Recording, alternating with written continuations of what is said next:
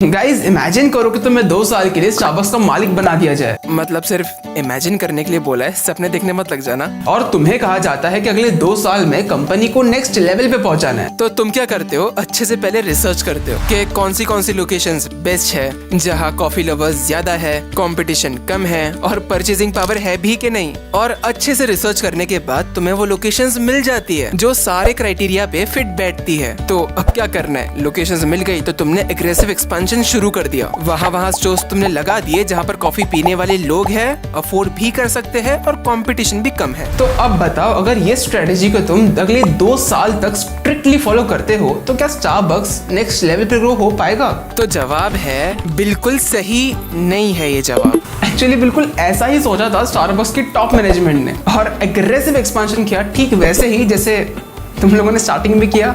इतनी तेजी से एक्सपांशन करने के बाद कुछ ऐसा हुआ जो किसी ने एक्सपेक्ट ही नहीं किया था। स्टारबक्स की सेल्स गिर रही थी, मगर एक्सपांशन करने से पहले तक तो सब ठीक ही था। तो अभी ऐसा क्या हो गया? तो गाइस, स्टारबक्स ज्यादा प्राइस चार्ज करता है। क्यों करता है? क्योंकि वो एक्सपीरियंस बेचता है। ये तुम लोगों ने बहुत बार सुना होगा, मगर यही एक्सपीरियंस अब उतना स्पेशल रहा ही नहीं। वैसे कस्टमर्स होते हैं ना, ग्रैब एंड गो वाले, उनको बस बढ़िया सी कॉफी चाहिए अफोर्डेबल रेट पे। बाकी फर्नीचर कौन सा है, वाईफाई है कि नहीं, बरिस्ता कौन है, उनको कोई मतलब नहीं है। ऐसे कस्टमर्स का मार्केट बहुत बड़ा था और विदाउट अ सेकंड थॉट ऐसे कस्टमर्स मैकडॉनल्ड्स या डंकिन में ही जाते हैं, क्योंकि वहाँ पर कॉफी जल्दी मिलती है, अफोर्डेबल रेट पे मिलती है और अच्छी मिलती है। मगर स्टारबक्स ने कोशिश की थी कि वो ऐसे कस्टमर्स को केटर कर पाए। उन्होंने एक्सप्रेस लॉन्च किया, मगर फेल हो गए, क्योंकि ये अफोर्डेबल क्विक कॉफी वाला सेगमेंट बहुत ज्यादा कॉम्पिटिटिव था। अब स्टारबक्स धीरे धीरे गिर रहा था, तो मैनेजमेंट कुछ ना कुछ कर रही होगी ना। तो उन लोगों ने छोटे मोटे इम्प्रूवमेंट करना शुरू कर दिए, जैसे उन बरिस्ता को हायर करना जिनकी सोशल स्किल्स और पीपल स्किल्स अच्छी है, और कॉफी को थोड़ा और बेटर बनाना। ऐसे ही छोटे मोटे इम्प्रूवमेंट्स और किए। मगर ये छोटे मोटे इम्प्रूवमेंट से अभी भी फंडामेंटल प्रॉब्लम सॉल्व नहीं हो पा रही थी। स्टारबक्स के साथ कुछ ऐसा हो रहा था जो उनका सबसे बड़ा डर था, और वो है कि कस्टमर्स जो इतना हाई प्राइस पे कर रहे हैं वो जस्टिफाई ही नहीं कर पा रहे कि वो इतना क्यों पे कर रहे हैं, क्योंकि वही कॉफी डंकिन और मैकडॉनल्ड्स में मिल जाती है, वो भी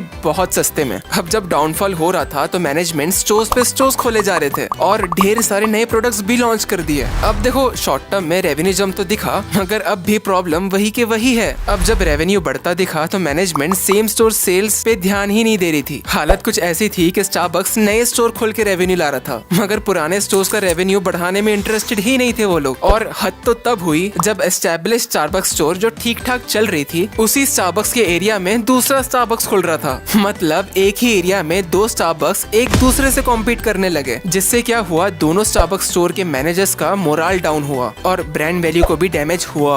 आखिर में इतना नुकसान उठाने के बाद स्टारबक्स के फाउंडर हावर्ड शेल्ड्स को समझ आता है कि उनकी यही growth strategy fundamental problem create कर रही थी। उन्होंने रियलाइज किया कि अगर वो कंट्रोल्ड पेस में ग्रो करते, धीरे धीरे ग्रो करते, तो ये सारी प्रॉब्लम्स कभी आती ही नहीं, क्योंकि स्टारबक्स एक एक्सक्लूसिव स्पेशल एक्सपीरियंस देता है। और जब स्टारबक्स ने हर जगह स्टोर्स खोल दिए तो वो एक्सक्लूसिविटी और स्पेशलनेस खत्म ही हो गया था। ये फंडामेंटल प्रॉब्लम समझने के बाद स्टारबक्स ने इमीडिएटली 600 स्टोर्स बंद कर दिए। गाइस, बस इमेजिन करो कि एक स्टारबक्स स्टोर खोलना कितना एक्सपेंसिव है, और ऐसे 600 स्टोर्स बंद किए इन लोगों ने। बस इतना कहूंगा कि ये गलती स्टारबक्स को बहुत महंगी पड़ गई और उनकी ये गलती से हम लोग बहुत कुछ सीख सकते हैं।